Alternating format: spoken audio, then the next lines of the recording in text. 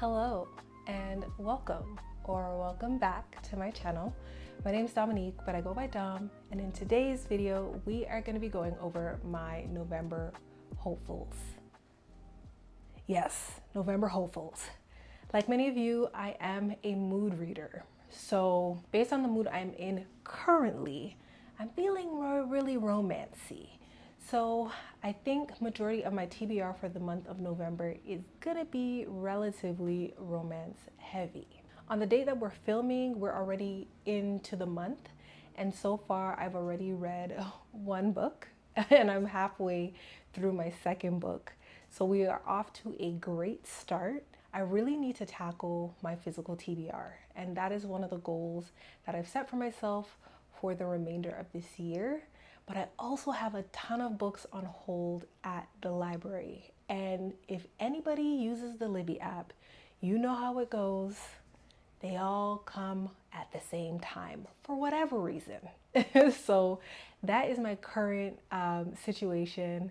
I have a couple of books on hold that I really need to read because the wait list is super long, and I truly do not want to have to put it on hold again because the time has lapsed. So my November TBR is going to consist of my physical TBR and my library TBR. We're doing things a little bit different today. I am standing, if you didn't notice, and I'm just gonna pull some books off of my bookshelf, kind of go over them with you, and then I'll go over what I am planning to read next from the Libby app, just based on how many days I have left. You know what I mean? Okay, so I have pushed you guys back just a little bit so you can get a better view of my bookshelf. So the reason why I'm pulling books off of my physical TBR is because I have 68 unread books on my bookshelf, majority of which are within the romance category. Not because I don't like romance, but because I find that once I dive into romance, I'm in my romance bag and I'm stuck there for such a long time. And there's nothing wrong with that. I love love.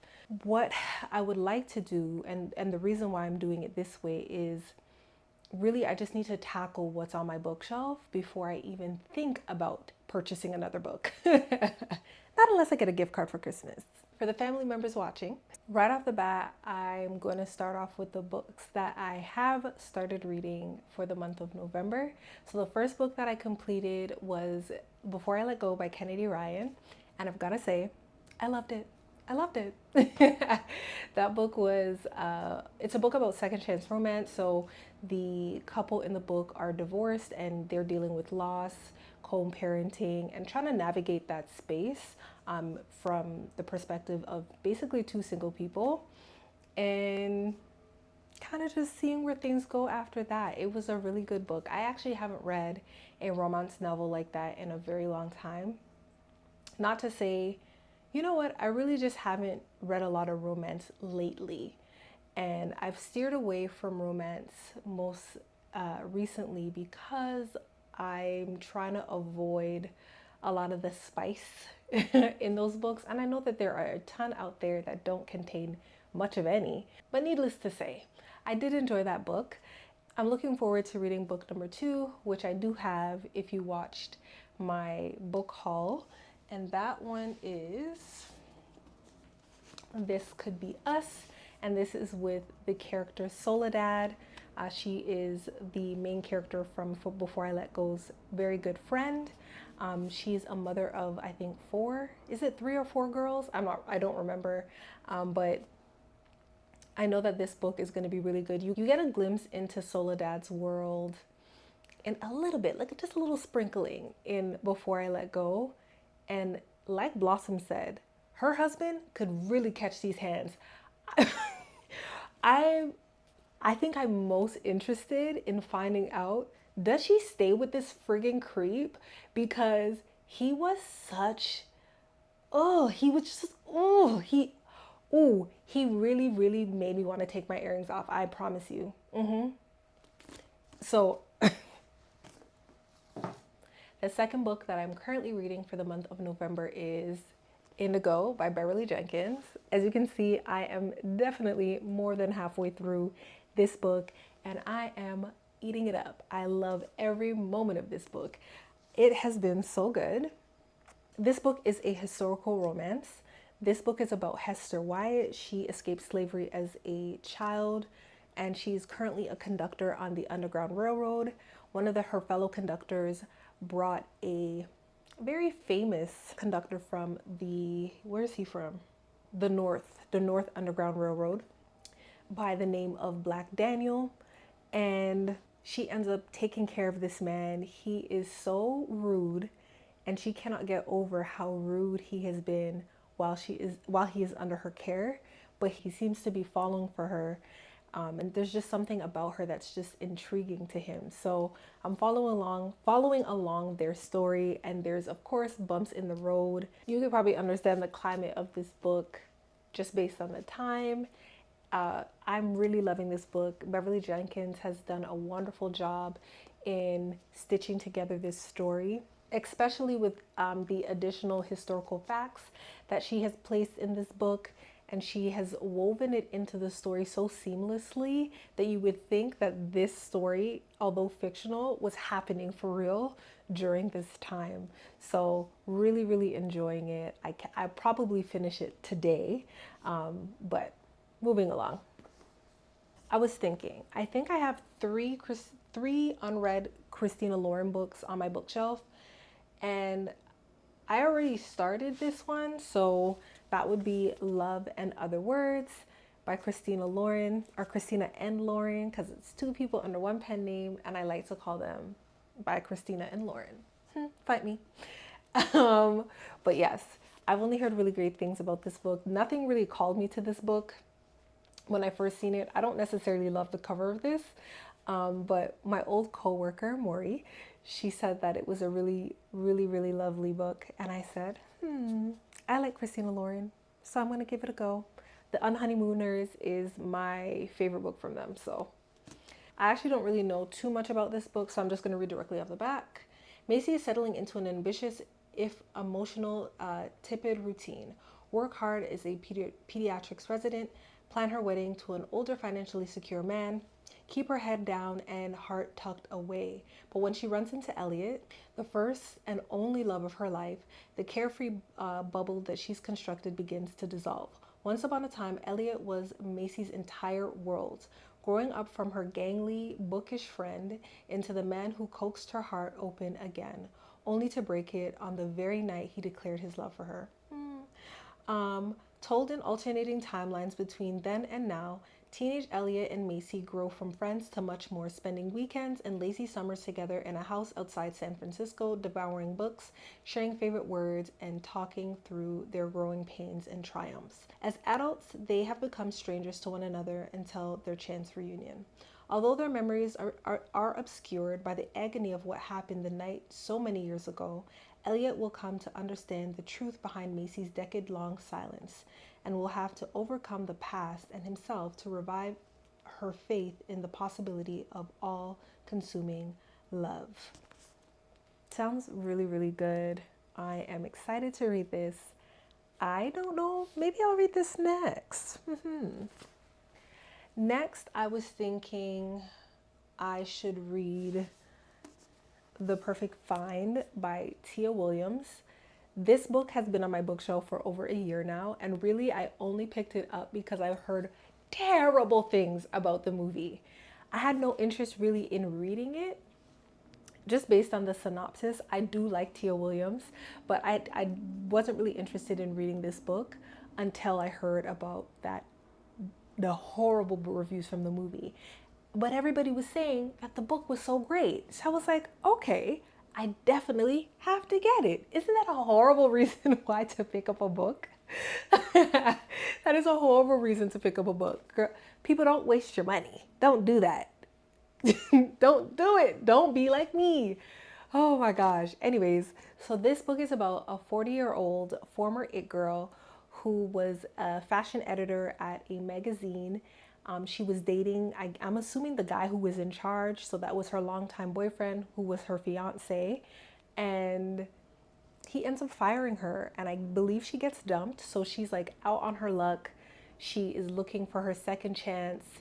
So she ends up working at a digital magazine and ends up messing around with the videographer, who is a lot younger than she is. Seems like they may fall in love. Who knows?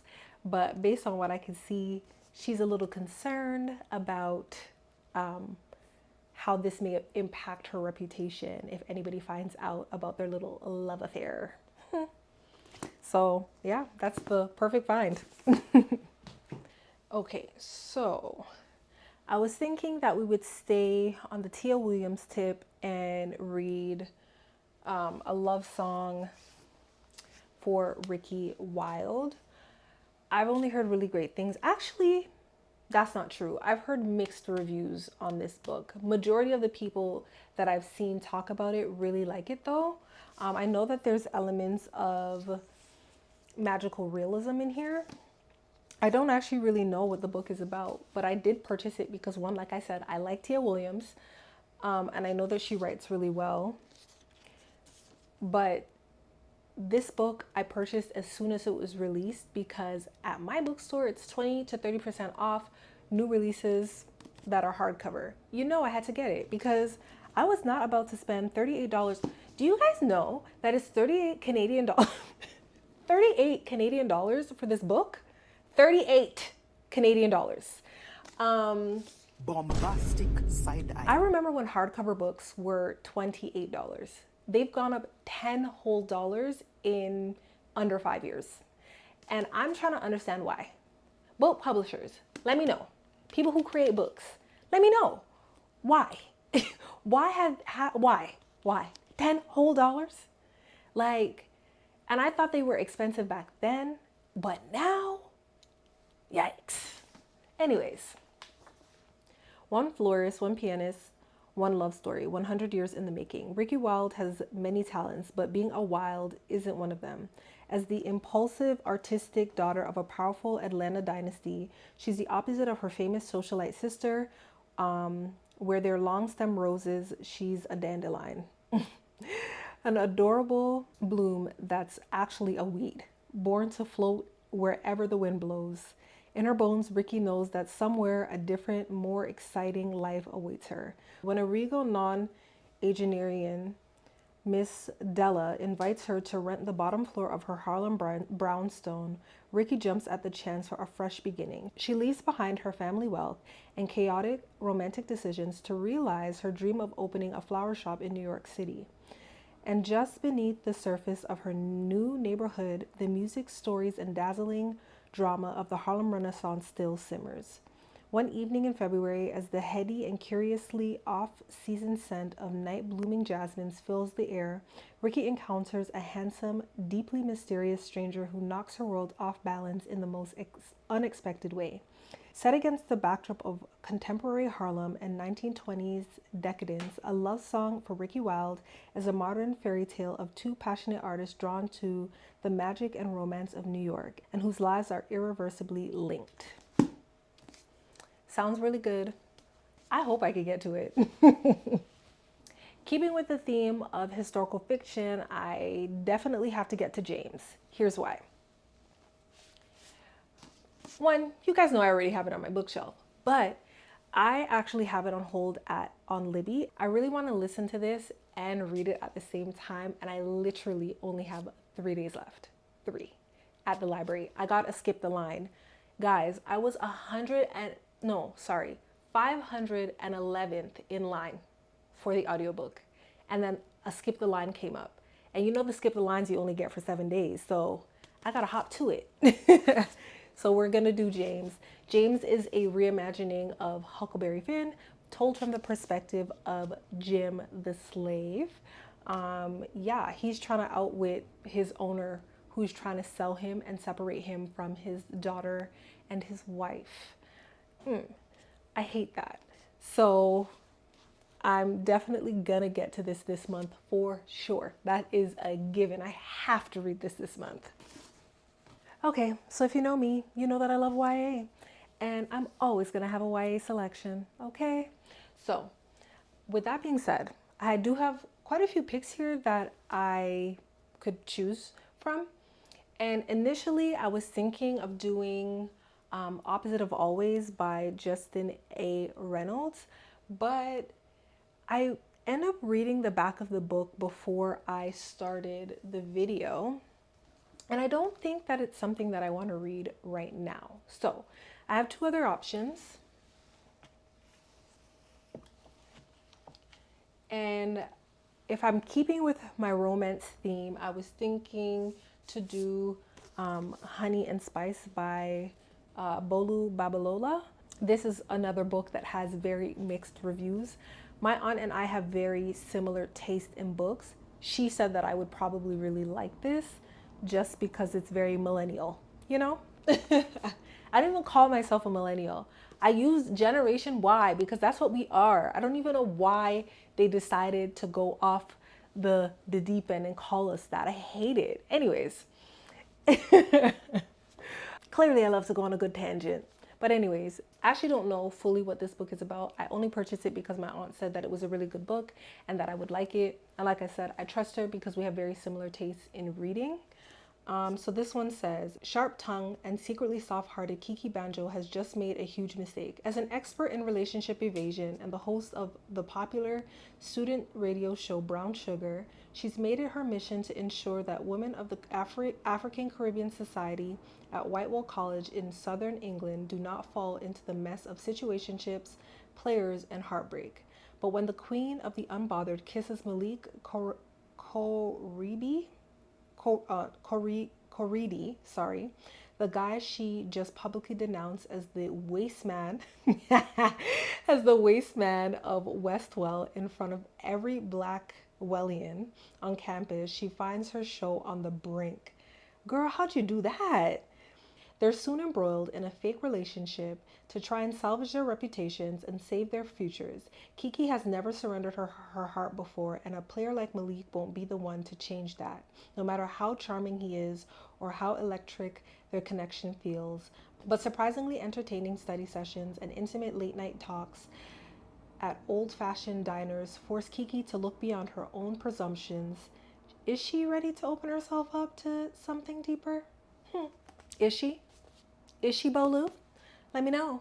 I'm sure that many of you have probably already read this, so tell me what your thoughts are in the comment section without giving too much away.